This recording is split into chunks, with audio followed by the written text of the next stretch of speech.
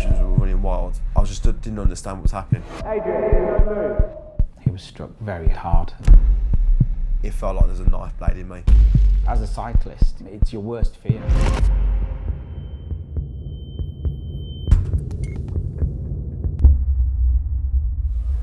I was looking for something to challenge myself. Something that's quite extreme, where you have to work towards. Ride 24 was a charity bike ride, cycling from Newcastle, 315 miles, down to London, and thought, wow, might as well try it. I remember going up this hill and actually reaching up to the brow of the hill, and I remember going down. Picked up some speed. I think it swept around.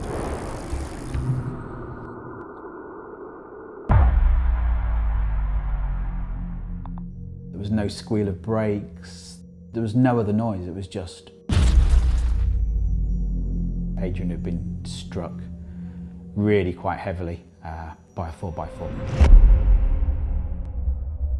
I think Adrian flew a region of 15, 20 metres. I saw him land on the verge, face down. My first thoughts was that he was dead.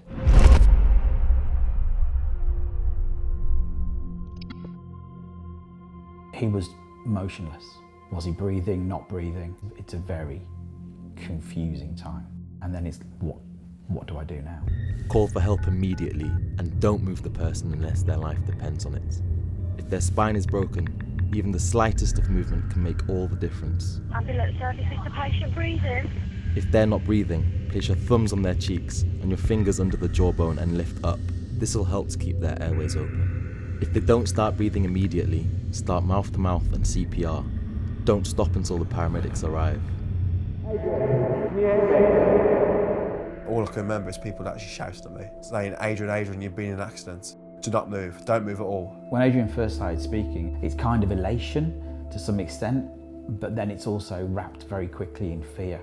Because it's like, he's alive, but what kind of state is he in? You're immediately thinking about spinal injury, internal bleeding, just knowing that potentially him moving could open up an artery, which could kill him. If the person is bleeding, you need to act fast. If they've severed an artery, they can bleed to death in minutes.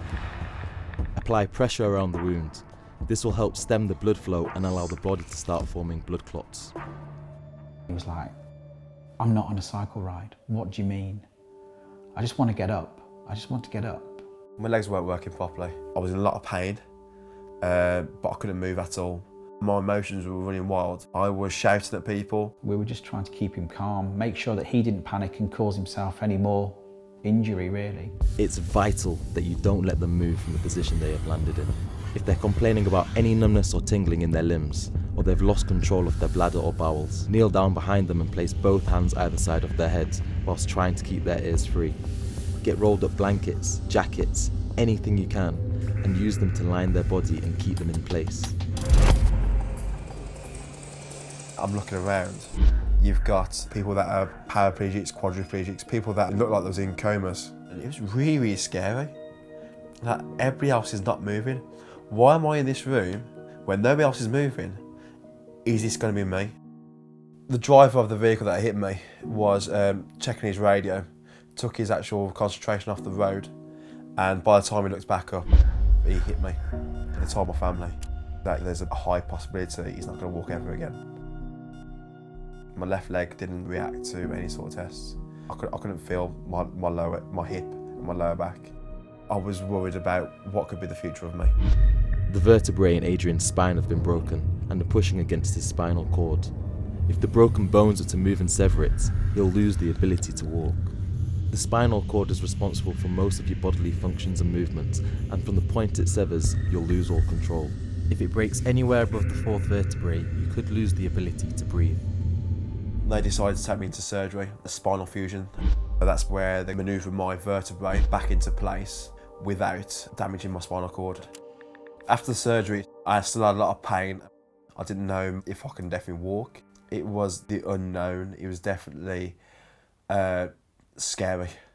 The whole journey home was on my back on a stretcher. I went straight upstairs in my bed and I pretty much cried. I was trying to learn how a toddler would try to learn how to walk, how to sit up. I was at the lowest of the low. I suffer from PTSD type 1, of anxiety and depression. One night I saw on TV that someone's used art as a therapy. So I started to paint characters for my 2 boys.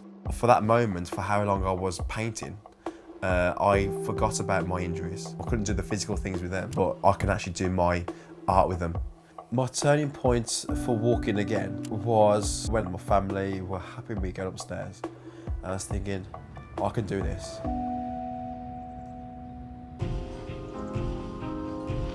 The thing that kept me going were my children, my wife. Life is still going to be a challenge. I've got no feeling on my lower back and my groin area, but I've never let those sort of injuries hold me back. The speed that I was hit at, I should have been dead. The odds were against me. My helmet cracked. If I didn't have a helmet on, my skull would have cracked. With an injury like that, from my own personal experience, I know not to move them. If somebody had seen him trying to get up, somebody might well have tried to help him get up because they think that's what he wants to do.